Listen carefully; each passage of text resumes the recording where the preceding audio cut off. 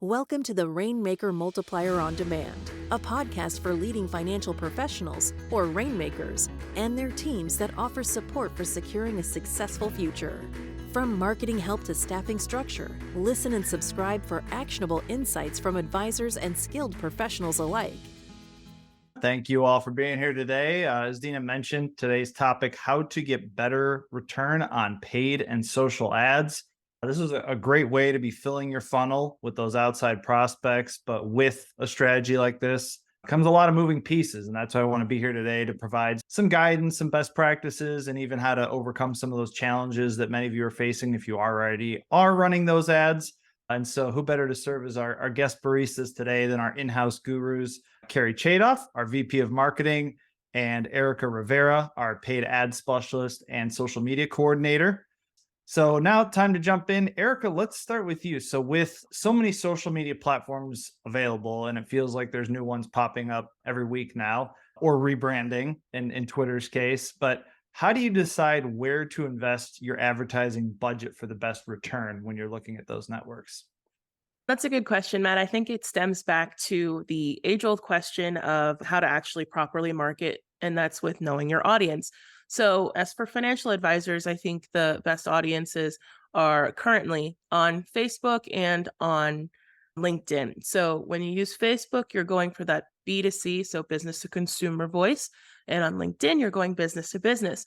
A lot of advisors that I have spoken to recently have kind of questioned, well, why do I want to be on LinkedIn unless I'm talking to my other fellow advisors or even keeping an eye on my possible competition?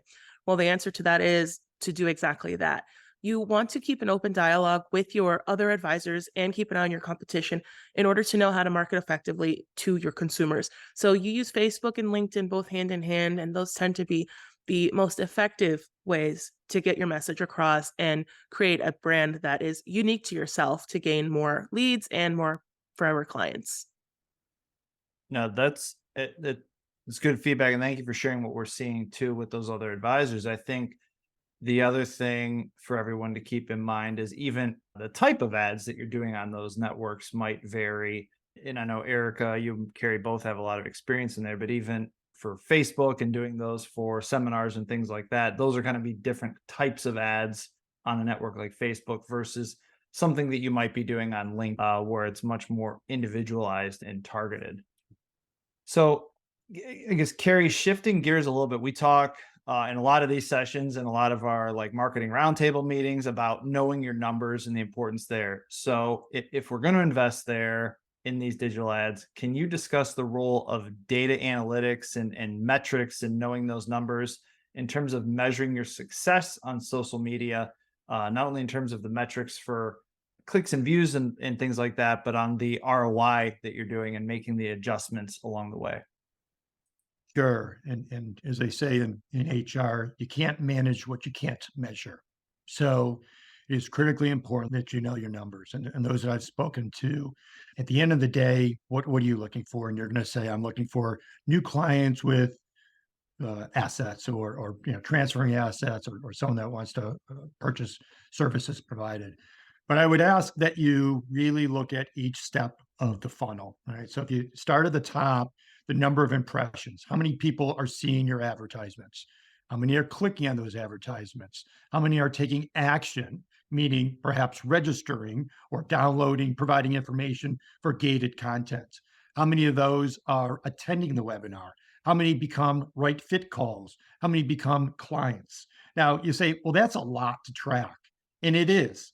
And the importance of understanding where the holes are in the funnel, where the water is spraying out, if we extend that analogy, is you can't fix what you don't know, what you're not measuring. So if it is the number of clicks, I'm going to discuss perhaps you're not reaching the right people. Perhaps your message isn't resonating. If people are clicking, but they're not registering, then I would say, let's take a look at your landing page. What's the call to action? Where are they falling out? If they are registering but not attending, where is there? Are you doing nurturing campaigns, right? If you're doing nurturing campaigns, they're coming, but they're not doing right fit calls. What is it? Why? Are they not becoming clients? So you can see that there's going to be solutions at each step of the funnel of how to address. So, simply to say I had 45 attendees come to my webinar, I'd say that sounds good, but it's really irrelevant if none of those become fit calls, right? Or none of them are really your target audience. So the importance is understanding the numbers, because that's the only way you're going to be able to optimize each campaign. Yeah, and I'm glad you mentioned that, Carrie, about knowing them all the way through, because just like we talk about during like the bucket plan process you're running, at each of your offices, it's keeping an eye on those leading versus lagging indicators. And to what you brought up, Carrie, is some of those might be the clicks over to the landing page or things like that. That's going to be different than the results on the back end, but they're just as important to measure so that we know what might be happening 2 weeks or 2 months down the line in terms of our results there, and understanding what that timeline might look like. I guess, Erica, back to you, because related to that, what are some of the challenges that you're seeing with the offices and businesses that you work with when it comes to social media advertising and optimizing their campaigns? One of the biggest challenges that I've been seeing in regards to optimization specifically is very basic. It's, what is optimization? That's a question that I've seen a lot specifically this week as I've met with some of our wonderful advisors. And I think the best way to simplify the word optimization is just to know that an optimization to your campaign is simply a change. And a big challenge that I see with optimizations is that we are changing things too fast, too quick, and too harshly. So when I say that we are changing, let's say, the creative, we're removing the image that was recently there and we're changing it for a new one. We're changing the ad copy and we're completely changing it to a whole new ad copy with a new call to action to a different landing page. When you create these ads, it is important to be deliberate from the start.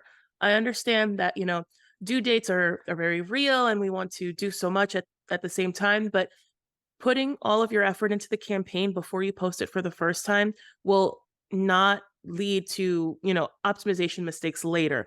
So get it right the first time, take your time with it, understand the platform that you're working on. Let's say Facebook, for example, speaking business to consumer. Facebook gives you a lot of optimization ideas. For one example is changing your ad copy to include more emojis, let's say. So if you want to go that route and include more emojis in your ad copy, do that from the beginning. Try not to do it as you're optimizing it throughout the week or throughout the 2 weeks that you have the ad running. On a 14-day ad cycle, my best recommendation is to optimize maybe only once, maybe twice pushing it. You definitely don't want to change what's already working, especially if it's your first time running that campaign. So are you saying emojis work? I'm saying people like emojis on social media. No, I know we saw that when we were building a lot of our ads early on, but we've done a lot of the testing on our end. It is amazing that those little things do matter. Having those emojis to break things up and trying different things. I guess that kind of gets into what you mentioned there, Erica, with the ad copy. Carrie, I'll start with you on this one because Eric already touched on this. How important is the specific ad copy and creative of that ad in driving a better ROI from your social media ad? And do you have any tips or recommendation for the ad content to provide to everybody? Yeah, so Nielsen did a study of 500 advertising campaigns, and advertising creative drives 50% of sales lifts. Okay, so obviously the other half is your media message and the medium and reaching the right people. So is it important to have the right creative? I don't know. I would argue that 50% is a pretty high number. It is really important to think as your clients, is think of your target audience and how do they talk to you, not how you talk to them. So lack of jargon, right? If you run a banner ad and they don't really understand what an annuity is, an annuity right for you, maybe they don't know what an annuity is, right? So do your customers come in and say, I'm looking for a long-term forever money as somebody describes it, and I want an annuity? Or are they saying, help me ensure that I have income during my retirement? That's probably how they're phrasing that. So the best creative connects between your message, the media, and kind of the tools you're offering. All right. They've got to work together. Think about real benefits that are important to convey. So is an annuity right for you? Yeah, it might be, but do you have enough money to retire? What are your retirement approaches? So speak to them in the language that is going to communicate with them on an emotional level. And also, if it's when you get to your landing page and you have larger, then talk about the benefits, right? And again, it's not about you all the time. Yes, you have to establish credibility, but first you have to make that connection of what your service does. Will it provide them a unique solution? So we talked a little, and I think we'll talk a little bit later about A/B testing and some of that, but striking visuals. So when you think about the number of ads that you see on Facebook, how many do you just scroll through? So again, make sure those ads and the creative is visually appropriate for your audience, right? Again, we're probably speaking about a high net worth individual. So a real issue is sometimes you have your daughter, cousin, neighbor create, fun advertising from you. Well, that may be great, but the question is, does that resonate with your audience? So think about the creative, think about your audience, and hopefully you see an intersection between those. And when you think about the audience, it's the demographics, it's their interests, it's their pain points, it's their motivations. You've got to include at least one of those in your main message. Yeah, because there's so much on social media. I mean, all of us that are on there, and you can go through and scroll through your feed for hours. You got to think of that ad like a billboard. Like, what's going to get them to stop and carry, like you said, that emotional appeal that's going to get them to read it, and the hook. Like, what's the clear call to action that's going to get them to now click and go over to your landing page? It's one action at a time, and you got to walk them through each step there. And I'm glad you brought up the creative piece too, of the importance of the imagery and the A/B testing, which I know we'll talk about in a second. But that's what's going to catch their attention, and looking at the different imagery that resonates with your audience. Erica, I know you had your hand raised during that response from Carrie. Did you have anything you wanted to add in terms of the importance of the copy and the visuals as part of optimizing those ads? Yes, absolutely. I had a wonderful meeting with Meta yesterday, actually. If you don't know, that's the parent company of Facebook. They own Facebook and Instagram. As I was speaking with the advertising representative yesterday, she mentioned about our own specific ads on Facebook for C2P. She mentioned that specifically the visual creative is incredibly important because recently in our campaigns on C2P, we have encountered something called creative fatigue. And I have spoken about creative fatigue before in our marketing roundtables. Basically, what it means is that certain people are seeing our ad and they're glossing over it multiple times. So that means it's being presented to them multiple times. We get the impression, but they are not acting on it. So I asked her, I'm like, how do we fix this? And the biggest tip that she had for me was changing the creative, and not changing the creative to completely change the idea of the ad itself, but to change the creative so that the colors specifically contrast each other. If you have too many shades of, let's say, blacks and grays or blues, they're too dark, and it's really easy for the eye to gloss over that as they're scrolling, as we know. So you want something that's really eye-catching. And I know it sounds very simple, but the way she was explaining it to me with our own ad that we had for planning text management, she showed the picture of Dave's face as well as the light blue background that we had with the orange text, and there was some like white specks on it. And she said, this is a perfect creative. And that was one of our best campaigns that we ran in October. It was actually record breaking for us, which is really great. So keeping that in mind, you want to make your creative as not flashy, but as different as it could be. You want them to contrast. You don't want it to blend in with everything else. So I think that was a really great tip from Meta. And I want everybody to take that today. If you don't take anything else with you on your ads, you want them to be eye-catching. So you're saying Dave's face was eye-catching and perfect creative. We're gonna have to I think she may have had a crush on him. I don't know. But related to this, Carl, I want to get back to your question for the group. Do we have new ads for taxes and retirement and Social Security for the webinars? As a reminder for those on here, those are the webinars that we have available in C2P Central on there for download. We're actually working through those, Carl. I know we partner with 8-Digit Media. A lot of you are using them or have used them in the past. And our team, including Erica and Carrie and myself here, and Chelsea and Maddie from our team, are working to revisit those ads. They've performed very well in the past, but kind of to the creative fatigue that Erica mentioned, they could use a refresh. And as we're seeing with these trends, I know we're going to talk about trends a little later too, things evolve, and working more current event type language into that ad copy is becoming more and more eye catching. So, Carl, that is something, and for the rest of you, that is something that we're working on to make sure that we've got some new copy that everybody will be able to have. Whether you work with 8-digit or not, we'll have that in C2P Central. And once that's done, we're going to actually make sure we get a blast out to everybody so you don't have to go and check in on it every day. We'll make sure everybody's aware. For those that are using 8-digit, they'll automatically have that because we'll work with Chris and his team over there. So good question. Thank you for asking, Carl.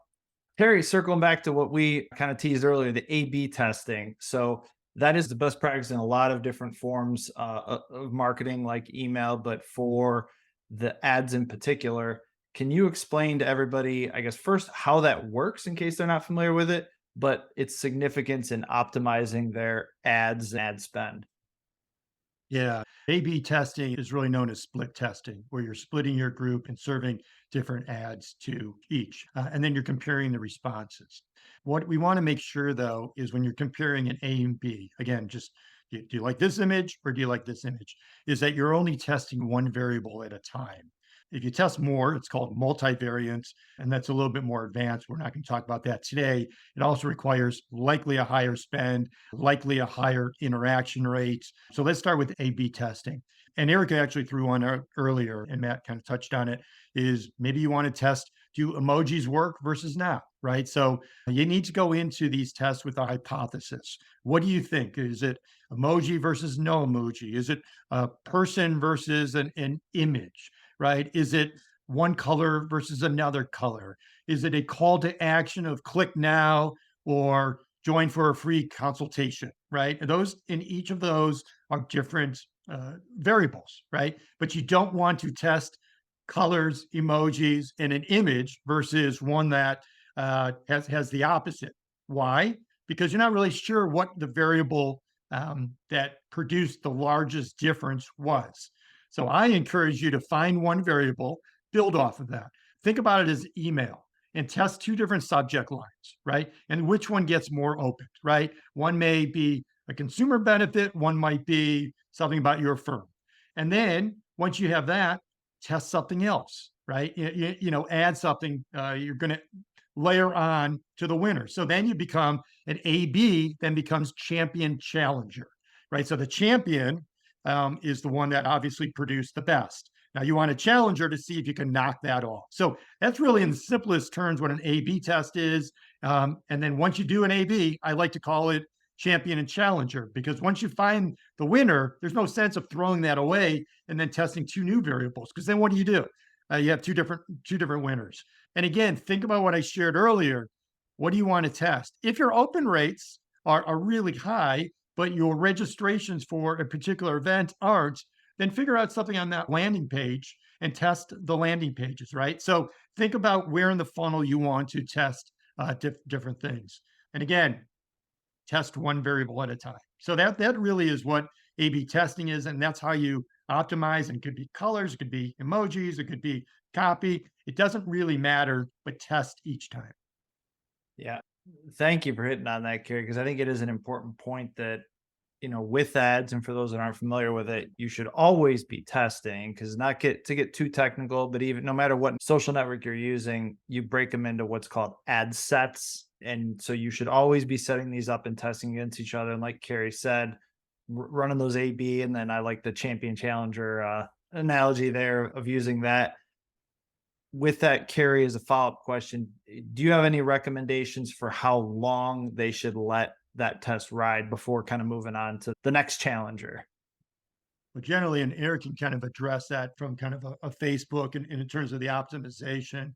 But what I want to do is be able to have a significant difference, right? So if I run an ad and one has 10 responses and one has 2 responses, I'm not sure that's statistically significant, right? So make sure you're getting enough responses that there's a clear winner. And look up on Google of how to run a significant different test. But your gut's going to kind of tell you if you sent out, and I'm going to use email just because it's a little bit easier, but if you sent out email and there are 1,000 and one open, had 400 opens and one had 100 opens, that's probably significantly different. But don't make your judgments too quickly. Let things kind of percolate. So oftentimes, especially on digital, you may see one taking the lead, but after time, when someone sees your ad 3, 4, 5, 6 times, all of a sudden they click on it later in the thread. If you declared a winner after a 1 week and minimal clicks, then you would never have known that, well, although this took a little bit longer, at the end of the day, at the end of the spend, we saw significantly more clicks with this creative. So long enough that you can really determine. Erica, I'll kick that over to you because I know you often talk about kind of, the 50 views and before the optimization, if you would. Oh, yeah, definitely. So back to A/B testing really quick. Meta's best practices standard is to have the campaign run at a minimum of 7 days. However, the A/B test may be inconclusive. So what they actually recommend as a maximum, which I use personally, is 30 days. That's as far as you can take it, and that's how you can collect the most data. And if the A/B test has a very clear winner, let's say by day 15, Meta will actually stop the campaign for you and let you know, hey, stop spending money. This is your winner. And then you can go from there.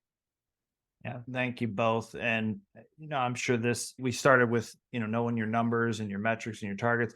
Part of this is understanding what your goal is of those campaigns too. Because if you're running a brand ad versus one for an ebook versus a virtual seminar or an in-person workshop, what you're trying to accomplish from that ad might be different too. So the length and the amount you spend on that could vary as well. So kind of putting that whole package together of what your end goal is and working backwards to know what you're testing and how long is important as well. So Eric, I'll stay with you.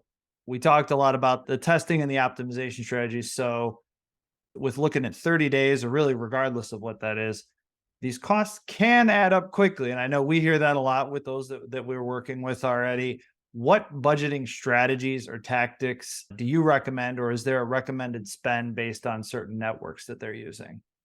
Definitely. So I do want to clarify, I want you to use a budget that works for you. Don't feel compelled that, oh, my competitor is spending 1,000 and I can only spend 500. Work with what you have.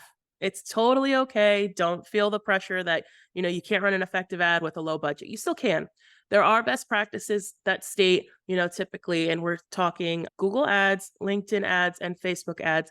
The range is typically between $500 and $1,000 per month on ads. So the sweet spot would really be $750.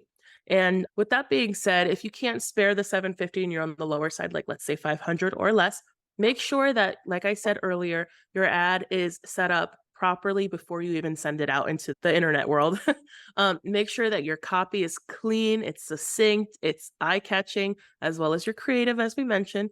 Make sure your landing page is up to date, perfect, run smoothly. Make sure you're doing all of these tests before you even send it out there, because if you don't have as much money to throw and to spend into the campaign, you want to make sure there's no snags and any optimization risks or any optimization opportunities that you have to take, because that is ad dollars kind of out the window if you have to waste it on going into a learning phase.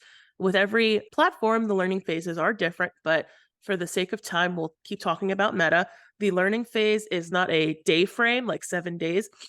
The Meta learning phase is actually 50 optimization events. So that means that the ad actually has to be on Facebook or Instagram for 50 people to either see, like, comment, share, interact with it before it can get out of that learning phase and actually effectively spend your ad dollars by having other people see it, go out of your reach, and, be effective for people to actually click on your landing page.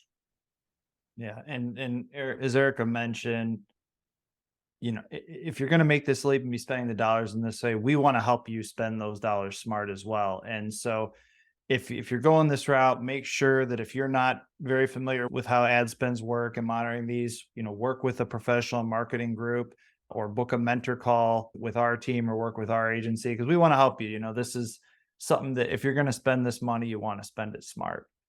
So I think we're coming to a close here, but I guess, I'll kind of go rapid fire on the last one to each of you. And Erica, we can start with you. Are there any emerging trends or tools in social media advertising that you want to make the group aware of? Yes, absolutely. So one really hot trend right now is UGC, which is user generated content. Basically, What it means is that you can set up a poll on social media. Let's say, what's your favorite color, red or blue? And people interact with that. They'll say red, blue, and then people will even go into arguments on your post about why red is better than blue. And that user generated content actually helps you rank higher and kind of go viral on social media. So that is a great trend. I definitely recommend it. It costs nothing and it's very low effort. So definitely try that out. Got it. Carrie, how about you? Anything to share? The only thing I would comment on is if you haven't already start kind of exploring AI and what it can do to help you create some copy. I will say that our agency uses AI in different cases, even product namings, and gives you a lot of great ideas. So when you're kind of thinking, well, how do I say certain copy if it's limited? What do I put on a banner ad? How do I phrase this on a landing page? Consider AI. Again, make sure it's in your voice though, so it doesn't sound like an AI, although likely. So make sure you're adding your personality. So if nothing else, watch a couple of videos on AI as it relates to marketing, and I think it'll be interesting. I like to think AI is more of an assistant intelligent versus it's helping you guide versus it guiding you. No, that's helpful. And I think on my end, I think keeping an eye on the use of video. We know how catchy that is, but using video within your ads more and more. I know this can be complex. We could probably spend a whole other coffee break or two just on that. But some of the tools to make that easier for you if you do using them that our team is using, one is called Descript. Another one is Opus. We found these very user friendly and ones that you might want to check out or speak with our team on help on how to use those. But definitely things that are going to help create more engaging content for your audience. And Matt, I know we're at the time, but think about videos. That is your personality. There's no easier way to understand who somebody is if you're natural. I've seen some great advisor videos where they do it while they're taking a walk. They're outside in the park. They show their family. They've got the dog, whatever the case may be. So don't think you just have to sit behind a desk. Show your personality. Great. Thank you again. Thank you, Carrie and Erica, for your valuable insight today. Thanks, everyone, for attending this week's coffee break, and we will see you next Thursday. Thank you, everybody. Thanks for tuning in. This podcast was brought to you by C2P, an organization whose purpose is to educate, train, grow, and support holistic financial advisors so families can achieve true prosperity. Never miss an episode by subscribing now to discover new resources and strategies. Visit C2PEnterprises.com to learn how we can help scale and secure your business.